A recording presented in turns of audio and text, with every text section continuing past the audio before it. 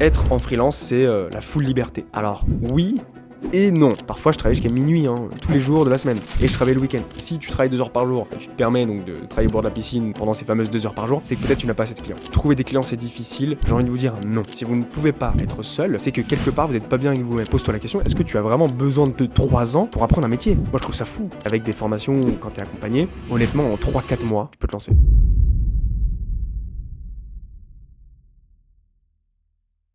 Bienvenue dans un nouvel épisode Road to 100K en freelance. Numéro 6. Je le rappelle, l'objectif de cet épisode et de cette suite d'épisodes, c'est de construire et de déconstruire un chemin vers les 100 000 euros de chiffre d'affaires en freelance. Alors pourquoi déconstruire? Parce qu'il y a des croyances, il y a des peurs et des doutes qu'il faut déconstruire. Et c'est d'ailleurs ce qu'on va voir dans cet épisode. Évidemment, on va construire aussi un chemin ensemble pour détailler les étapes par lesquelles il faut passer pour arriver jusqu'à un chiffre d'affaires à 100 000 euros en freelance à l'année. Ce qui équivaut à 8 300 euros de chiffre d'affaires par mois. J'ai pris 100K parce que c'est un chiffre tout rond, c'est un chiffre qui est stylé, que je trouve vraiment beau. Et évidemment, vous pouvez aller plus loin. Moi d'ailleurs, la petite parenthèse plus perso, ça je crois que j'en ai parlé dans mon Life Lately numéro 3, si je dis pas de conneries. Je suis arrivé à 150 000 euros de chiffre d'affaires en 2023. Voilà, en sachant que 2024, il y a la transition avec la création de mon agence et puis la création de Shape Room. Donc, quel est l'objectif de cet épisode, mesdames, messieurs? C'est évidemment de casser toutes les croyances sur le freelancing, parce que j'en ai marre. Ça commence à me casser les bonbons pour rester un peu poli. Alors il y a des croyances qui sont normales. Quand on connaît pas ce monde-là, quand on n'est pas entouré par cette bulle entre guillemets, par ces types de personnes, difficile de savoir quelles sont vraiment les coulisses, comment ça se passe, les croyances vraies ou non. Bref, il y a pas mal de choses et des trucs d'ailleurs dont je me serais pas douté. Et en fait, plus je rencontre des personnes, des salariés qui veulent se lancer en freelance, plus je me rends compte qu'en fait il y a plein de petites croyances. Et il y a plein de petites peurs. Donc, cet épisode est fait pour casser toutes ces croyances, pour détruire toutes ces croyances. Est-ce que vous êtes prêts? Évidemment que vous êtes prêts. Eh bien écoutez, c'est parti. Voyageant le monde, un rêve de nomade, de Paris aux éclats des vagues. Alors déjà, petit résumé avant donc cet épisode 6. Donc là, on est sur l'épisode 6 de Road to 100K en freelance. On a vu donc les tout premiers pas pour se lancer en freelance quand on part de zéro. Qu'est-ce qu'on peut faire, qu'est-ce qu'on doit faire, qu'est-ce qu'on doit mettre en place pour pouvoir se lancer quand on part de zéro. Donc ça, c'est l'épisode 1. Ensuite, l'épisode 2, c'est une discussion avec Fanny où on pointe du doigt le pourquoi il est essentiel de se spécialiser et donc de clarifier aussi sa cible. Ça, c'est l'épisode 2. Épisode 3, donc de Road to 100K en freelance. Et puis d'ailleurs, les épisodes, si vous souhaitez les retrouver, vous avez une playlist sur YouTube. Donc encore une fois, si vous me regardez sur YouTube, salut à toutes et à tous, voilà, vous pouvez retrouver dans la playlist Road to 100K tous les épisodes, et puis sur la partie audio, normalement vous n'avez qu'à slider vers le bas, de toute façon à chaque fois il y a un petit dièse, un petit hashtag avec le numéro de l'épisode, si vous souhaitez retrouver tout ça. Donc épisode 3, c'était comment transformer ses compétences en service, donc comment créer une offre. Donc en fait à partir du moment où on a identifié les compétences, ce qu'on souhaite faire, et puis quel problème on souhaite résoudre, ça il faut pas l'oublier en tant que freelance, et comment on transforme ces compétences là, et c'est ce qu'on sait faire en service. On a vu tout ça. 4e épisode, c'était comment faire face à ses peurs. Ça voilà, je vous l'ai dit, on construit et on déconstruit ce chemin. L'épisode 4 est fait pour ça. Et l'épisode 5, c'était comment on développe sa confiance en soi. Donc nous y voilà. Épisode 6, on va déconstruire toutes les croyances. C'est parti. Alors, je vous le dis, c'est un épisode chill, sans vraies notes. Alors évidemment, j'ai quand même un petit peu mes notes ici en bas, mais contrairement à d'habitude, celui-ci, ça va être plus du spontané parce qu'en fait, moi je suis freelance depuis plusieurs années. Je côtoie des personnes qui veulent se lancer en freelance depuis plusieurs années. Je côtoie des freelances aussi, évidemment, depuis plusieurs années. Donc, je me suis fait une liste de 10 croyances, les dernières étant les plus importantes à mon avis, les plus lourdes aussi. Donc restez bien jusqu'à la fin parce qu'il y aura des éléments très importants à prendre en compte aussi pour vous qui, je l'espère, pourront vous aider. Donc voilà, donc je me suis fait une liste de 10 croyances que je vais déconstruire. Et on est parti pour la première croyance. Alors, la première croyance, qu'est-ce que c'est? Ça va aller très vite, je vous le dis, parce que franchement, j'ai pas forcément sur certaines, en tout cas, j'ai pas besoin d'y passer 1000 ans. La première croyance, c'est que tu travailles qu'avec des petites entreprises. Et ça, c'est le cas pour pas mal de gens, mais y compris des personnes que vous pouvez rencontrer en entreprise, des managers, des directeurs, des CEO, etc., qui vont vous dire, ou qui peuvent penser, en freelance, tu fais mumus, quoi, tu vois. En freelance, tu vas travailler qu'avec des indépendants, qu'avec des petites boîtes qui ont pas de budget. Puis d'ailleurs, il y a pas mal, je pense, de personnes d'entre vous, qui pensent cette chose-là également. Sachez que c'est totalement faux. Alors, je vais quand même nuancer mon propos et vous allez voir qu'à chaque fois je vais quand même apporter évidemment une certaine nuance parce que j'ai envie quand même d'avoir un propos qui soit totalement réaliste en fait, et donc à chaque fois c'est pas forcément tout noir, pas forcément tout blanc, il y a toujours un petit peu de gris dans ce que je vais dire. Donc typiquement, tu ne travailles qu'avec des petites entreprises, donc ça de prime abord j'aurais tendance à dire non. Pourquoi? Parce qu'en fait déjà en freelance, en direct, en tout cas quand tu es sur certains types de métiers, de la publicité en ligne par exemple, moi je vais me référer beaucoup à la publicité en ligne parce que c'est mon expertise, mais ça peut être le cas aussi pour de la créa, pour du social media, pour du community management, pour plein d'autres métiers en freelance. Mais En gros, moi ça m'est arrivé plusieurs fois de travailler et je vais me référer en fait à des budgets, ça va vous donner un ordre d'idée en fait, surtout pour donner un indicateur sur la puissance de l'entreprise. Moi ça m'est arrivé de travailler avec des entreprises qui dépensent entre, allez on va dire 10, 20, 30, 40, voire 50 000 euros de budget publicitaire seulement par mois. On parle pas de budget marketing, on parle de budget publicitaire. Encore une fois, moi je suis expert en publicité en ligne, donc ça donne quand même un ordre d'idée. C'est même aller au-delà de 50 000, je vais vous raconter quelques petites anecdotes. Mais donc déjà, ça vous donne un ordre d'idée sur la taille de la boîte et la puissance de la boîte. Dans ces ordres-là, j'accompagnais des entreprises qui, le nombre d'employés c'était entre 10 et 50 employés. Voilà. C'est pas une très grosse boîte, mais c'est pas non plus une petite boîte. Quand tu gères un budget publicitaire de 50 000 euros par mois, quand même pas dégueu. Donc ça veut dire qu'en budget marketing, il y a évidemment beaucoup plus. Première chose. Ensuite, effectivement, quand t'es en freelance, quand t'es tout seul, c'est difficile d'aller travailler pour des grosses boîtes du style, je sais pas moi, Nivea, Nike, Zara, enfin bref, toutes les grosses boîtes qu'on peut connaître. Ça, c'est une réalité. Mais du coup, ça m'amène à mon deuxième point sur cette question-là, sur cette croyance-là, c'est que en freelance, ce qui est bien, c'est que tu peux travailler avec des agences. Il y a beaucoup d'agences qui recherchent des freelances d'ailleurs. Et donc à travers ces agences-là, tu peux travailler avec des grosses boîtes. Moi, ça m'est arrivé donc du coup de travailler avec des grosses agences comme Dentsu par exemple et Prospect. C'est des grosses agences où tu as des centaines d'employés, si ce n'est des milliers, si je dis pas de bêtises. En tout cas, Dentsu, ça fait partie du Big Five agences. Elle fait partie des 5 plus grosses agences au monde. C'est une agence japonaise, il me semble. Donc, c'est l'équivalent de Publicis, Havas, qu'on connaît un petit peu plus de nom, de notoriété. Et puis, à travers cette agence-là, j'ai travaillé pour des entreprises comme Nivea, Vestiaire Collective, et puis d'autres entreprises comme celle-ci, de cette taille-là, avec des montants, évidemment, très intéressants. Donc là, je vous donne un exemple d'agence vraiment très grosse, mais évidemment, vous pouvez travailler avec des agences beaucoup plus petites. Ça a été mon cas également. Des agences qui comptent environ 50 personnes. Et puis, j'ai pu travailler pour, en l'occurrence, une entreprise qui s'appelle Diptyque. Diptyque, si vous ne connaissez pas, c'est une entreprise de luxe qui vendent des parfums, des bougies, très connue pour les bougies d'ailleurs, de la décoration aussi. Bref, et je gérais leur budget publicitaire en ligne en France, également aux États-Unis, au Japon, au Royaume-Uni, en Allemagne, etc. Donc moi, en freelance, tout seul, avec pas tant d'expérience que ça, finalement. C'était 1 an après avoir fini mes études, je crois. Tout ça pour dire que en freelance, tu peux travailler pour des grosses boîtes. Tu ne travailles pas seulement pour des indépendants, pour les petites boîtes qui n'ont pas d'argent. Ensuite, deuxième croyance, et ça c'est une croyance qui revient tout le temps. J'ai envie de vous dire, moi je croise de plus en plus de personnes qui veulent se lancer en freelance et qui ont la déterre, et donc cette croyance-là ne fait pas forcément partie de l'équation, ce qui est tant mieux.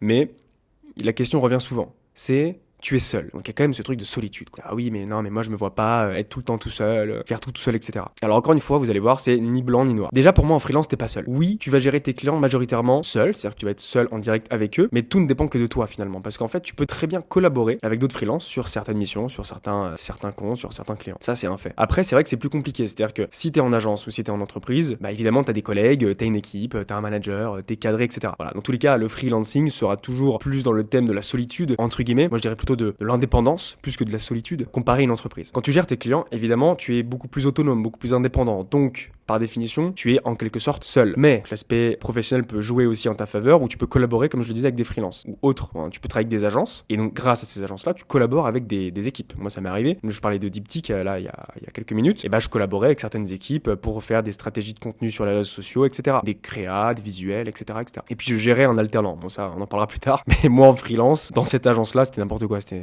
un bordel le truc. Je gérais le pôle publicitaire tout seul et je gérais un alternant. Donc c'était comme du salariat déguisé, j'ai envie de vous dire. Et puis je collaborais avec certaines personnes pour du social media, pour des visuels, etc. Donc il y a ça.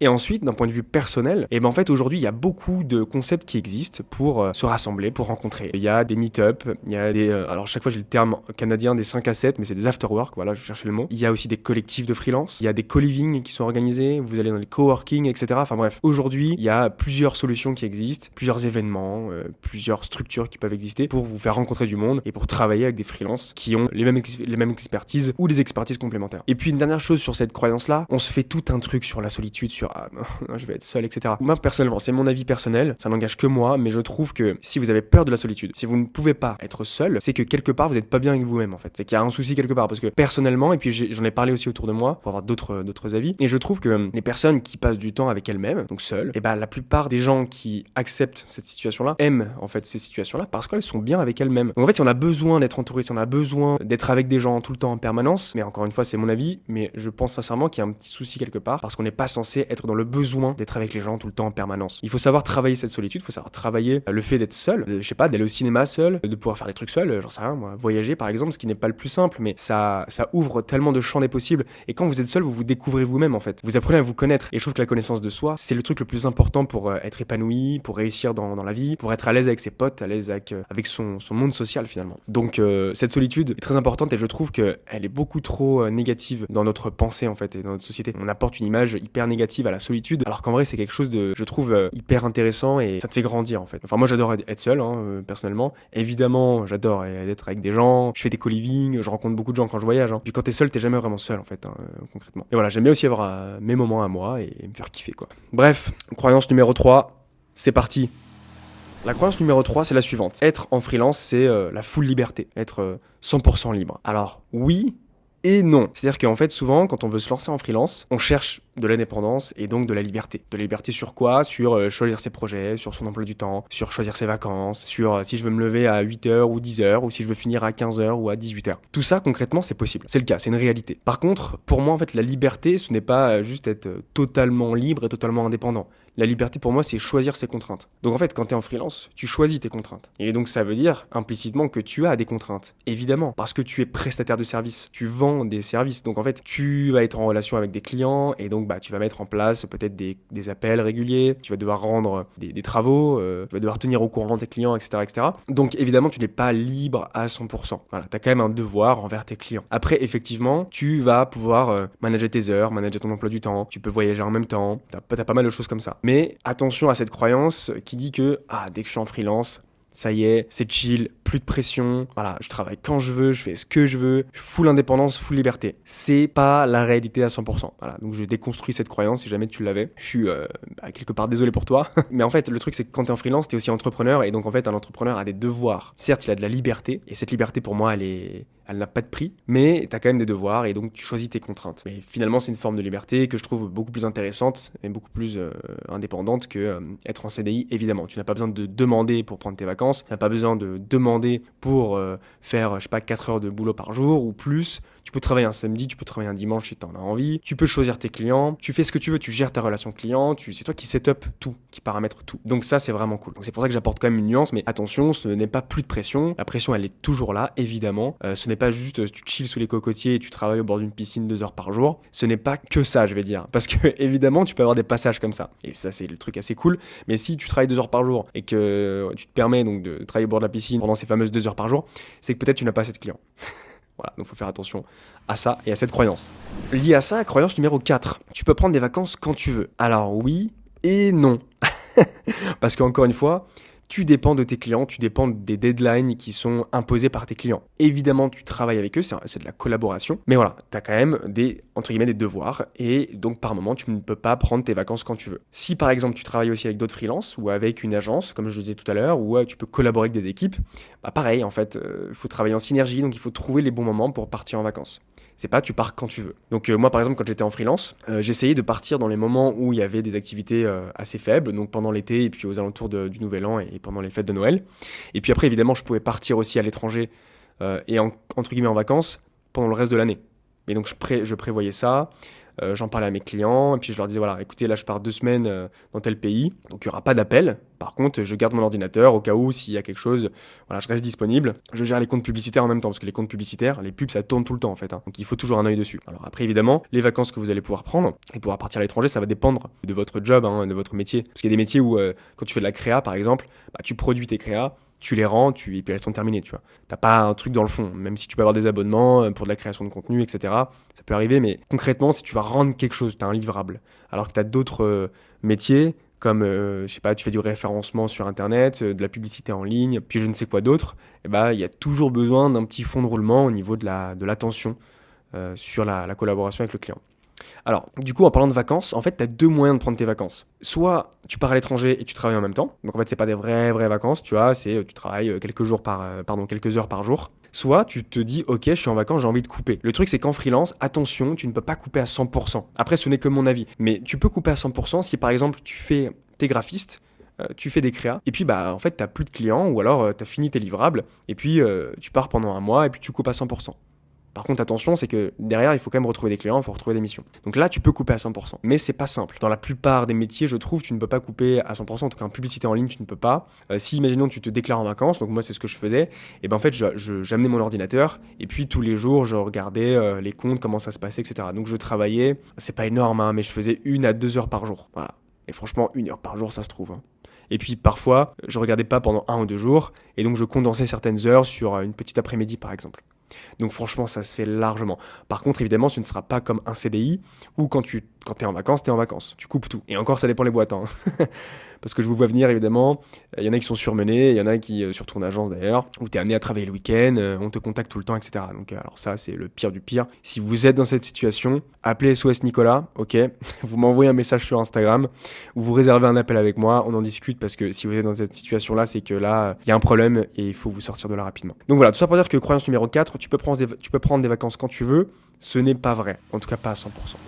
Croyance numéro 5, c'est difficile de trouver des clients. Alors ça, franchement, je pense que j'essaye toujours à chaque fois d'apporter un jugement assez juste et nuancé pour prendre tous les tenants et les aboutissants, mais trouver des clients c'est difficile, j'ai envie de vous dire non. En fait, ce qui peut rendre la tâche difficile, c'est, je dirais, la vision que vous avez, les connaissances que vous avez sur de l'acquisition de clients. Parce qu'en fait, pour obtenir des clients, c'est assez simple, entre guillemets, évidemment. Il faut mettre quand même des jalons et il faut savoir comment ça se passe.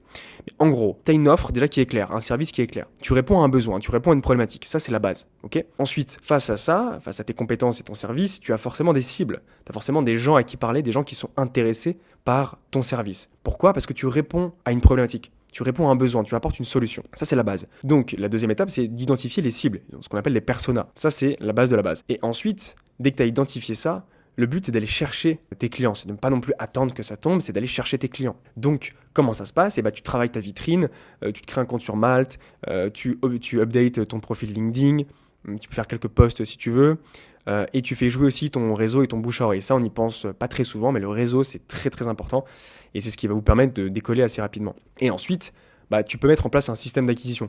Je ne vais pas le détailler ici, donc tout ce qui parle de prospection, etc. Moi, j'en ai un que je recommande évidemment dans mon accompagnement Shape Room et qu'on fait aussi avec l'agence. Mais voilà, il faut mettre en place de la prospection, même si tu n'aimes pas ça. C'est quelque chose qui va te permettre d'avoir des clients assez rapidement. En plus, si tu postes sur LinkedIn, ça va se nourrir en fait. C'est-à-dire que tu vas aller chercher des clients, tu vas discuter avec eux, sur LinkedIn par exemple, et puis en plus de ça, tu as une belle vitrine sur ton profil, tu postes, et ça crédibilise ta position et ton métier. Donc, tout ça pour dire que trouver des clients, c'est difficile ? Non. En fait, il faut juste éclaircir le chemin, savoir ce qu'il faut faire, mettre les premiers jalons. Donc, l'idéal, c'est d'être accompagné ou de regarder sur YouTube comment faire, mais sur YouTube, il y a de tout et n'importe quoi. Donc, l'idéal, c'est quand même d'être accompagné ou mentoré par quelqu'un. Et puis après, il faut y mettre de la volonté aussi, il faut y mettre du temps. Parce qu'en fait, c'est pas juste en mettant un profil sur Malte et puis attendre que ça se passe que ça va arriver en fait. Il faut faire un peu de prospection, j'ai pas parlé de ça, mais il y a aussi la prospection téléphonique. Voilà, il faut y aller quoi. Il faut aller chercher ses clients. Et quand je dis clients, il y a des entreprises, donc des marques, des annonceurs, mais vous pouvez aussi aller prospecter des agences, comme je l'ai dit tout à l'heure. Et donc, avec une routine et avec une volonté aussi, vous mettez en place des objectifs. Écrire ces objectifs, ça a quand même une importance. Et petit à petit, vous allez trouver des premiers prospects, avoir des premiers contacts et obtenir vos premiers clients. Voilà, donc quand je l'explique comme ça a l'air simple. Évidemment, c'est pour ça que j'essaie de nuancer à chaque fois tous mes propos pour être bien réaliste. Ce n'est pas si simple que ça, parce que ensuite, quand tu vas commencer à prospecter, quand tu vas commencer à aller chercher tes clients, t'as pas des résultats tout de suite. Il faut quand même avoir un pourquoi, il faut savoir pourquoi tu le fais, avoir des bonnes raisons de pas abandonner. Voilà, il faut essayer de voir plus loin que juste ce que tu fais au jour le jour, la prospection, pour guider ce que tu vas faire au jour le jour finalement. Il faut avoir un cap. Donc ça, on l'a vu d'ailleurs dans les épisodes précédents, c'est avoir une vision. Donc en fait, il y a des peurs qui peuvent se déclencher, il y a de la frustration, il y a de la confiance en soi, etc. Donc c'est pour ça que c'est mieux d'être accompagné sur ces sujets-là. Sinon, je trouve que trouver des clients, c'est pas si compliqué que ça. Ça va aussi dépendre de votre type de métier, parce qu'il y a des métiers où c'est quand même un peu plus simple. Quand tu fais de la publicité en ligne, par exemple, en fait, tu as un rôle clé pour les boîtes. Tu leur génères du chiffre d'affaires, quoi. Tu leur génères une visibilité, des clients, etc. Pareil pour du référencement, pareil si tu fais de la prospection, si tu accompagnes une entreprise en faisant de la prospection. Voilà, ça peut être assez intéressant. Et donc, il y a des métiers qui sont quand même plus demandés, on va dire, et plus intéressants, entre guillemets, que d'autres, sans jugement de valeur. Et voilà, souvent, moi, j'ai des freelances créa qui me contactent. Et il y en a certaines qui sont rentrés dans mon accompagnement parce que, en fait, ils ne trouvaient pas de mission, quoi. Et donc, la publicité en ligne peut aider à ça parce que derrière, tu peux faire des créas, des créas qui vont aider ces publicités. Donc voilà, c'était la 5e croyance. Ah, on arrive un peu dans le vif, dans des croyances que j'aime bien et que je vais aimer démonter. Donc, croyance numéro 6. Je dois acquérir de l'expérience en CDI, absolument, avant de me lancer en freelance. Donc ça sous-entend, je dois être bon dans un métier, bon dans un domaine avant de me lancer. Alors ça les potes, écoutez-moi bien. Je me rapproche de la caméra si vous êtes sur YouTube pour vous parler parce que ça c'est une fausse croyance. Ah pour le coup je pense pas que je vais essayer de nuancer mon propos parce qu'en fait, tu peux pas nuancer le propos. En fait je vais vous dire pourquoi. Déjà on a fait une vidéo avec Fanny où en fait on explique le pourquoi du comment t'as pas besoin d'être en CDI ou d'avoir une certaine expérience en CDI pour pouvoir te lancer en freelance et réussir en freelance. En vrai, mon avis, il est simple. Si tu vas en CDI, déjà, donc tu signes un contrat. Déjà, c'est pas si simple pour tout le monde de trouver un CDI, je vous le rappelle. Moi, je discute certains, des fois, sur LinkedIn, je discute avec quelques freelances, ou quelques personnes qui veulent se lancer aussi dans certains métiers en CDI. Et ben, il y en a qui galèrent à trouver des jobs. Donc, normalement, c'est quand même plus simple. La porte d'entrée est quand même moins haute. Disons, la marche, elle est moins haute. Mais quand bien même, moi, je discute avec des personnes, avec des salariés qui ont du mal des personnes au chômage, pour le coup, qui n'arrivent pas à trouver des jobs. Mais imaginons, on commence par ça. La durée moyenne en entreprise, c'est 3 ans dans une entreprise. Donc, ça veut dire que tu vas attendre 3 ans, tu as besoin de 3 ans pour apprendre un métier et ensuite pouvoir te lancer en freelance. 3 ans, c'est énorme. T'imagines, tu commences à 26 ans, tu finis à 29, donc tu te lances à, 29-30. Est-ce que, sincèrement, pose-toi la question, est-ce que tu as vraiment besoin de 3 ans pour apprendre un métier ? Moi, je trouve ça fou. Déjà, tu passes 5 années d'études, ou peut-être un peu moins, 3 ans d'études, pour ensuite refaire 3 ans dans une entreprise où en plus de ça, tu vas peut-être pas apprendre ce que tu recherches. Parce qu'en fait, ça dépend de l'entreprise dans laquelle tu vas, mais tu as une fiche de poste, ok, on te promet certaines choses, on te promet des missions et tout, mais peut-être que ça va pas te combler, peut-être qu'il va te manquer des choses. Parce qu'imaginons que tu veux te lancer en freelance et t'intègres une grosse entreprise, une grosse agence par exemple, tu seras mis dans une case, tu vas faire grosso modo un peu la même chose tous les jours, et après c'est compliqué de te lancer en freelance, parce que quand tu es en freelance, tu es entrepreneur, donc il faut quand même arriver à être assez pluridisciplinaire, à être assez diversifié dans ce que tu peux faire pour savoir aider ses clients. Donc moi je le dis en connaissance de cause parce que j'ai fait quelques agences assez grosses où en fait je faisais quasiment la même chose tous les jours et en plus je faisais des trucs pour des grosses boîtes, tu vois. Je faisais de l'analytics, donc c'est de l'analyse de données avec implémentation de tracking pour les sites internet pour suivre des trucs et tout. Ce que je faisais dans cette agence-là, jamais je le ferais en freelance en fait. Et même avec une petite agence. Après j'ai intégré une agence, aujourd'hui ils sont une 50aine, ils font pas ça. Donc il faut faire attention à cette fausse croyance. Parce qu'en plus de ça, quand tu es en CDI, tu as aussi un environnement qui n'est pas un environnement entrepreneurial. Alors attention, si tu intègres une petite entreprise, je sais pas, moins de 5 ou 10 employés, évidemment, tu as quand même cette ambiance entrepreneuriale. Donc ça, c'est intéressant. Donc c'est pour ça que, imaginons, vraiment, tu veux absolument un CDI, tu veux absolument être salarié avant de te lancer en freelance, intègre une agence qui fait, moins de 10 employés. Je te conseille, franchement. À la limite, tu peux tirer vers du 15 ou 20 employés, mais l'idéal, c'est que tu aies l'ambiance entrepreneuriale quand même. Parce que moi, je te le recommande parce que je l'ai fait en fait. Donc voilà, mais sinon, franchement, je te le dis honnêtement, en fait, tu apprendras beaucoup plus vite et beaucoup plus en étant en freelance, confronté aux problématiques réelles, pour la simple et bonne raison que quand tu vas te lancer en freelance, tu te mets en difficulté, tu sors de ta zone de confort et tu es obligé de passer par certains obstacles, certaines croyances, certains problèmes pour pouvoir avancer. Et donc, tu avances beaucoup plus vite. Là où en CDI, t'es dans un cocon, c'est super, t'es managé, t'es cadré, etc. Mais le mindset n'y est pas, tu vois. Parce que tu n'es pas entrepreneur, t'es en CDI. Donc il y aura quand même cette problématique-là derrière. C'est-à-dire qu'il faudra quand même que tu puisses développer ce mindset, en fait, ce caractère-là. Et ça, c'est fondamental. On a tendance à le sous-estimer, mais c'est fondamental. Troisième chose aussi, c'est que en freelance, si t'es accompagné, donc si t'es mentoré ou si tu prends un accompagnement, une formation ou je ne sais quoi, et ben en fait, tu vas beaucoup plus vite, quoi. Alors, je l'ai déjà dit avec Fanny dans l'épisode qu'on a tourné ensemble. Et ce n'est pas pour vendre mon accompagnement chez Proum, loin de là. Mais c'est réel en fait, parce que moi je l'ai vu. J'ai été et je suis toujours accompagné, je prends des formations et j'en donne aussi. Et donc je vois à quel point les gens peuvent avancer rapidement, beaucoup plus vite qu'un CDI. Moi je vous le dis sincèrement, j'ai attendu 1 an dans mon entreprise avant de me lancer. C'est-à-dire qu'au bout d'1 an, je me dis ok, là je me sens prêt. Alors qu'avec des formations ou quand tu es accompagné, honnêtement en 3-4 mois, tu peux te lancer. Même si ce n'est avant pour certains profils. Donc pour moi ça n'a pas de prix et puis c'est pas comparable franchement. Croyance numéro 7. Je dois avoir assez de clients en freelance avant de quitter mon job. Parce que oui, donc du coup ça fait écho avec ce qu'on vient de dire. C'est-à-dire qu'il y a des personnes qui se lancent en freelance à côté de son job. Et moi ça a été le cas par exemple. Donc si vous le souhaitez, je vous le recommande, c'est cool. Vous prenez un CDI, ça peut compléter ce que je disais tout à l'heure. Vous prenez un CDI et à côté vous vous lancez en freelance. C'est-à-dire que tout ce que vous faites en agence, vous l'appliquez en freelance. Et ça, franchement, c'est cool. C'est hyper intéressant. Par contre, attention, il faut quand même faire une croix sur sa vie sociale un petit peu. Pas forcément à 100%, mais un petit peu. Le soir et le week-end, moi, je bossais. Moi, mon rythme, c'était 9h30, 18h30 au boulot. Et après, je rentrais et je travaillais, quoi. Donc ça, il faut quand même l'avoir en tête.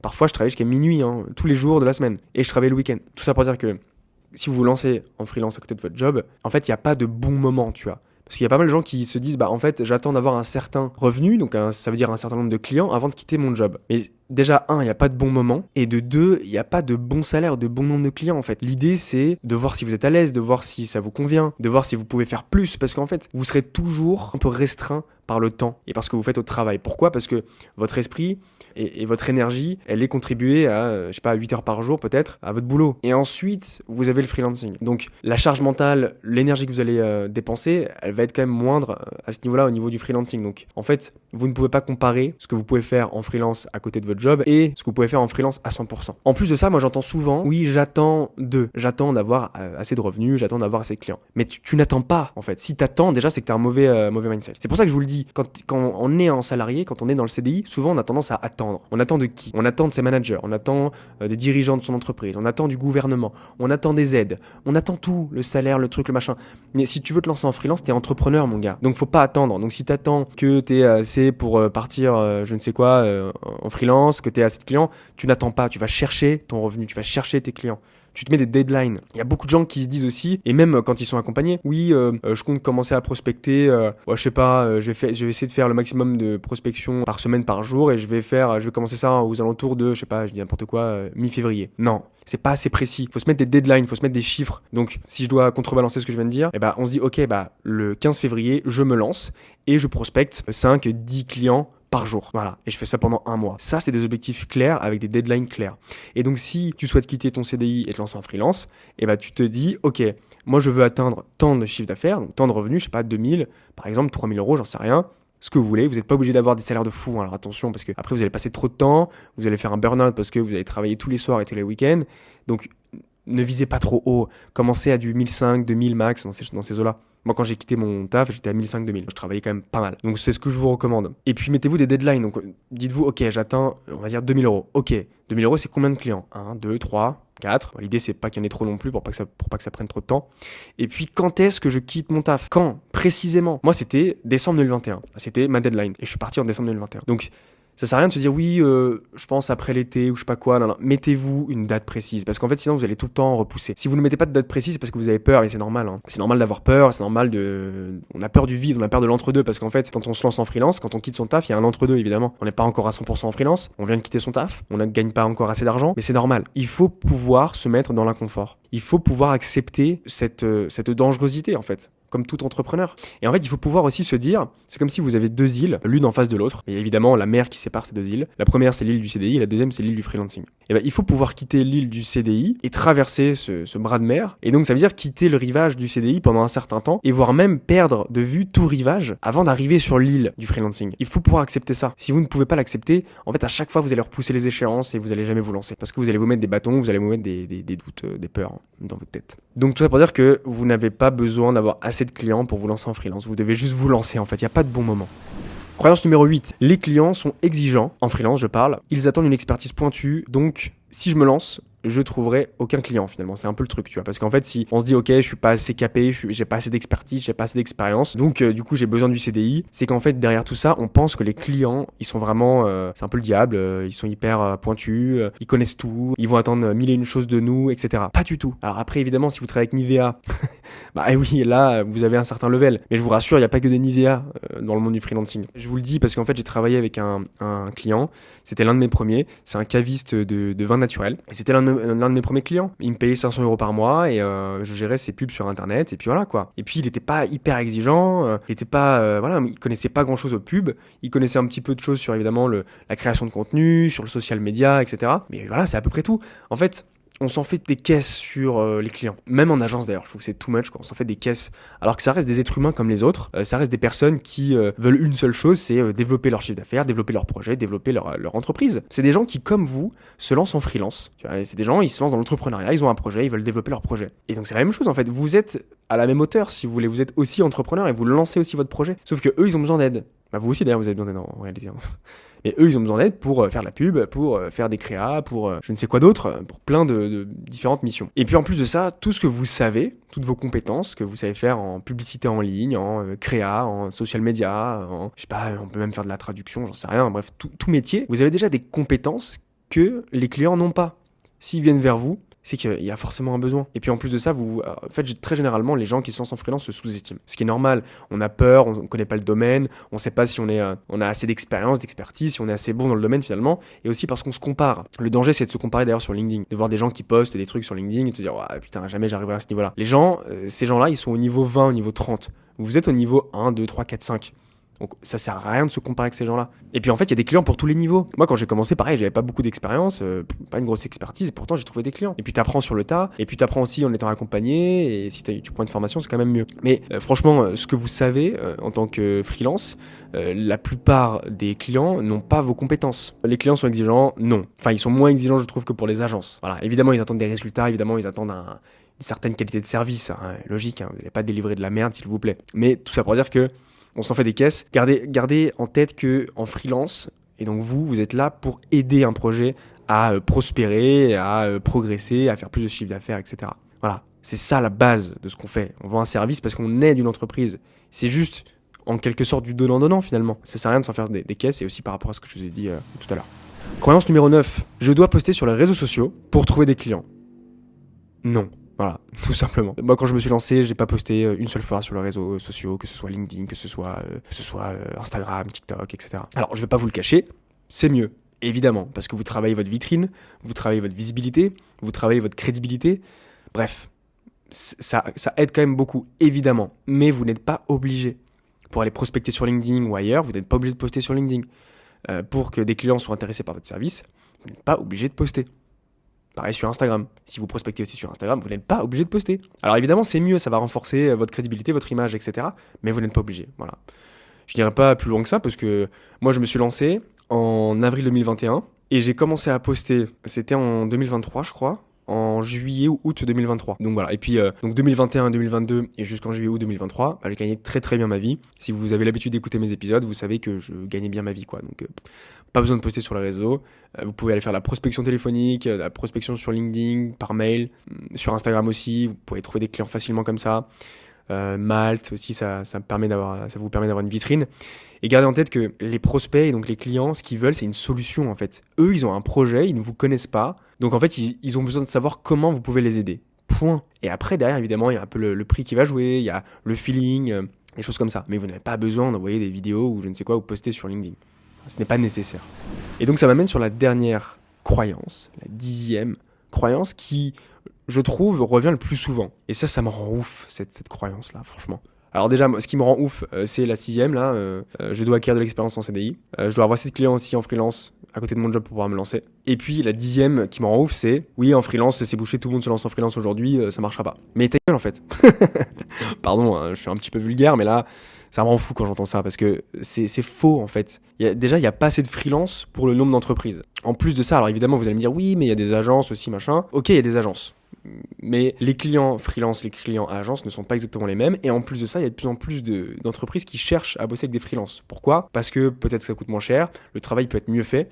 Parce que en freelance, on se limite aussi au nombre de clients parce qu'on a envie d'avoir un bon équilibre vie pro, vie perso. Là où beaucoup d'agences, malheureusement, bombardent leurs salariés et leurs consultants et les payent le moins possible. Donc comment tu vas avoir un bon service, une bonne qualité de travail quand tu vas bombarder ton consultant, lui faire faire du 9h, 19h, 9h, 20h et tu le payes 2 000 € par mois. En freelance, tu peux faire du 10h, 16h et tu peux gagner 3, 4, 5, 6 000 € par mois, quoi. Donc évidemment que la qualité de travail est meilleure. Donc, en fait, aujourd'hui, déjà, il n'y a pas beaucoup de personnes qui se lancent en freelance. J'ai plus les chiffres en tête, mais toujours plus de personnes en CDI. Enfin, du coup, qui finissent leurs études et qui vont en CDI. Il y en a plus, versus ceux qui se lancent en freelance. Même si, il y a toujours des personnes qui quittent leur travail et puis qui se lancent en freelance. Et finalement, ça rassemble quand même une minorité. Et puis, en fait, il y a toujours de la place pour tout le monde. En fait, le truc de c'est bouché, ça n'existe pas. Surtout quand on veut parler du freelancing en général et du monde de l'indépendance en fait, quand on veut se lancer en tant qu'indépendant. Ça n'existe pas. Pourquoi ? Parce qu'en fait, il y a des niches de partout, il y a des besoins différents de partout, des problématiques différentes de partout. Rien que sur du marketing digital, il y a plein de jobs différents, il y a plein de besoins différents, il y a des entreprises différentes. Et en plus, il y a des créations d'entreprises tous les ans. J'ai plus le chiffre en tête, il faudrait que je vous les ressorte, mais il y a des centaines, mais des milliers de créations d'entreprises par an. Et pour le coup, il n'y a pas non plus des tonnes de freelance qui se lancent chaque année. Il y en a quand même pas mal, mais je sais que ça ne matche pas le nombre de créations d'entreprises. Et puis, par exemple, exemple très concret, sur la publicité en ligne, les investissements pub augmentent tous les ans de 9 à 10%. Donc ça prouve qu'il y a de plus en plus d'entreprises qui se créent, des entreprises en croissance qui vont avoir besoin d'aide en fait, concrètement. Donc il y a de la place pour tout le monde. Mais ce qui va faire la différence, parce qu'en fait un secteur n'est jamais vraiment bouché, ce qui va faire la différence, c'est ce qu'on s'est dit tout à l'heure. C'est la croyance numéro 5. Difficile de trouver des clients, parce qu'en fait c'est ça les problèmes sous-jacents. C'est de se dire, en fait le secteur est bouché, je trouve pas de clients parce que c'est bouché quoi. En fait non, c'est parce que tu fais mal les choses certainement. C'est peut-être parce que tu as mal identifié la problématique ou le besoin du secteur, de tes prospects, première chose. Tu as peut-être aussi mal identifié ta cible, ton persona. Quand je dis ça, souvent on se dit, non mais je connais ma cible, machin, je sais qui je dois cibler. Mais est-ce que tu connais vraiment profondément ta cible ? C'est-à-dire qui elle est, quel problème elle rencontre, quel est son quotidien, comment elle parle, quels sont ses besoins ? Est-ce que tu sais tout ça précisément ? Parce que l'idée, c'est de se mettre à la place de sa cible, à la place de la personne qu'on va contacter pour la comprendre. C'est ça l'objectif. Il y a une différence entre savoir ce qu'on fait, savoir qui on va cibler, et comprendre sa cible. Ça, c'était la deuxième étape que j'ai citée d'ailleurs dans le point numéro 5. Et ensuite, est-ce que tu sais comment ça se passe ? Est-ce que tu sais comment te vendre ? Est-ce que tu sais comment créer une offre qui se veut irrésistible ? Est-ce que tu sais comment parler à tes prospects ? Comment aller trouver la problématique, le besoin, appuyer sur les douleurs ? Tout ça en fait. Est-ce que tu sais te mettre en avant en travaillant ta vitrine sur LinkedIn, sur Malte ? Est-ce que tu sais quel système d'acquisition tu dois employer ? Est-ce que tu sais comment relancer des clients ? Tout ça en fait. C'est tout un monde l'acquisition client. Et donc ça part de l'offre, ça parle de ton positionnement. D'ailleurs j'en ai pas parlé, il y a le positionnement aussi, la spécialité. Ça fait la différence. Donc en fait tout ça, ça part du positionnement, de ta cible, de ton offre. Et ensuite, ça va jusqu'à ton système d'acquisition et aussi jusqu'à comment tu vas closer ton client, comment tu le fais signer. Il y a plein de trucs. Comment tu gères ton premier rendez-vous, comment tu le prépares. Si tu as un deuxième rendez-vous, comment tu le gères, comment tu le prépares. Et ensuite, comment tu présentes ton offre commerciale. Comment ça se passe ensuite, l'onboarding avec le client. Ça va jusque-là en fait. Et donc, tu dois travailler tous ces points-là pour avoir des clients. Et si tu travailles bien tous ces points-là, en fait, tu te rendras compte qu'aucun secteur n'est bouché. Moi, je me suis lancé en freelance, il y avait déjà beaucoup de freelance. Pour autant, j'ai réussi de fou. Là, j'ai lancé mon agence. Tu me dis, il y a beaucoup d'agences. Ouais, il y a beaucoup d'agences, mais pour autant, on trouve des clients. Et puis ça marche. Voilà. Parce qu'il faut un positionnement, il faut comprendre sa cible, il faut savoir leur parler, il faut un système d'acquisition, il faut savoir comment closer, etc. Voilà, c'était donc la croyance numéro 10. Et puis écoutez, on a terminé les potes. J'espère que les potentiels petits bruits derrière moi vous auront pas trop dérangé. Les fameux kékés derrière moi avec leur moto qui font je sais pas combien de décibels là. En tout cas, j'espère que cet épisode vous aura plu, j'espère qu'il va vous aider et qu'il va vous aider aussi à casser vos croyances, casser vos peurs, casser vos doutes. Si vous souhaitez en parler, vous pouvez prendre rendez-vous avec moi. Si vous êtes sur YouTube, normalement, il y a le lien dans la description pour prendre rendez-vous. Comme ça, on discute ensemble de voilà, si je peux vous aider, si je peux vous accompagner. En tout cas, si cet épisode vous aura plu, n'hésitez pas à lâcher un petit commentaire, à lâcher une note. Sur YouTube, n'hésitez pas à vous abonner.